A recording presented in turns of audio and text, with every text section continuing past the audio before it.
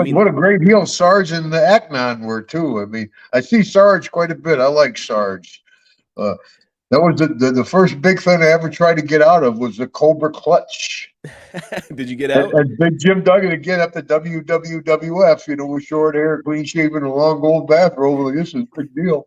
They're like, who challenge? I challenge anyone. They're like, young kid, get out there. And I got in the folding steel chair and started locked it in on me, and I fought like hell. And didn't quite get out. Weren't quite ready yet. But that was huge. I mean, that was a big part of something you remember. The first big deal I did, instead of just getting beat 1, 2, 3, 1, 2, 3, 1, 2, 3, set up some more chairs, kid. 1, 2, 3, 1. Yeah, but I mean, you got to go out there and kind of hang in there for a little bit and try to fight out of it. You weren't just like a rag doll in his arms, which is kind of a cool way to yeah. That was a pretty, that's what they, because I couldn't work at all. I broke in Texas. I hit the ropes a few times, like, okay, and I was with Gino Hernandez, and somebody didn't show up. They're like, you got your gear, kid? I'm like, yeah. And they threw me in the ring, and then I went up to visit my pop up in Glens Falls. My mom had passed. I went up to visit my pop, and my dad knew Arnie Skolin. He goes, hey, my kid wrestles. And he's like, oh, bring him down. I was a big guy. They put me in with Moose Morawski at the Glens Falls Civic Center. And like, holy smokes, bring this kid down to TV. Patera beat me, Pishke beat me, Sarge beat me, Hogan beat me. Like, this kid is great. I'm surprised that they didn't want to offer you a contract right then and there, because you are a big guy and you're like a legit athlete. Brother, what are you talking about? Well, I mean, you were green. You were green. But the contracts didn't show up to WCW, man, at least for me. I don't know if everybody else was getting contracts. Somebody smartened me up to something.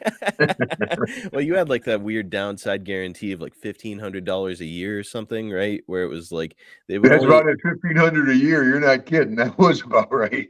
Yeah, that was your only guarantee. It was I had like a $3,000 a week guarantee in Mid-South, because when of course Dog left, that elevated me to the top babyface down there. And then Jake went up for WrestleMania. Dog went up for WrestleMania 1. Jake went up for WrestleMania 2.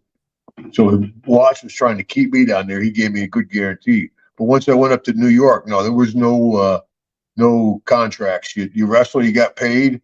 You didn't wrestle, you didn't get paid. And that's why you guys you work through injuries, anything, because that's when you made your money.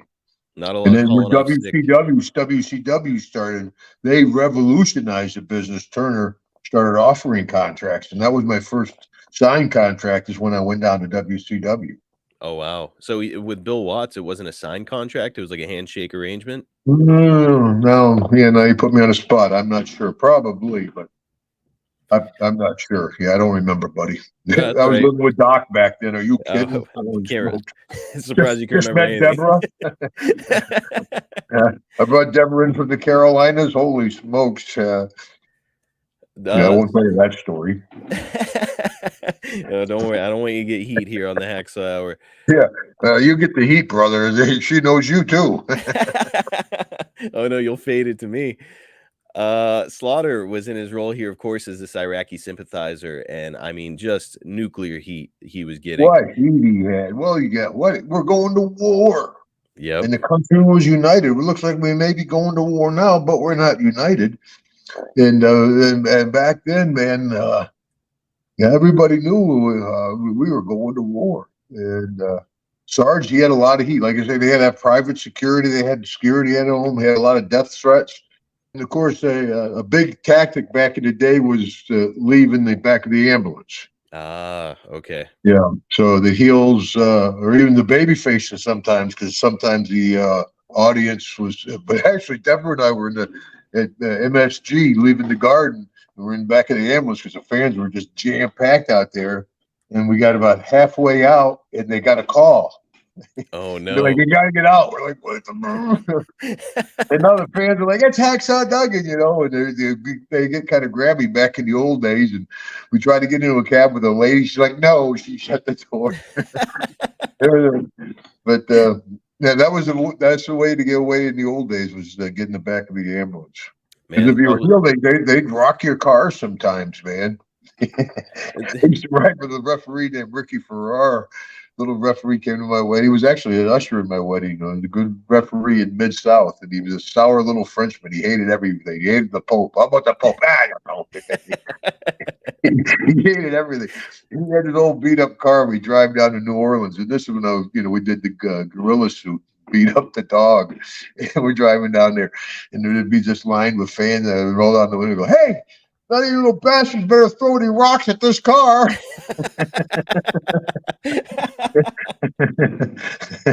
Bing, good great bing. I'm sure he was ready to kill you. Oh yeah. Wrestling humor. Oh, hilarious. Gosh, he used to always put the loads in his cigarettes. So they would blow. He was such a bug. I thought I'll say Frenchman, What was even better though when he'd come in the next day and be home with his wife's name was Glenda. Glenda. They both eat in bed.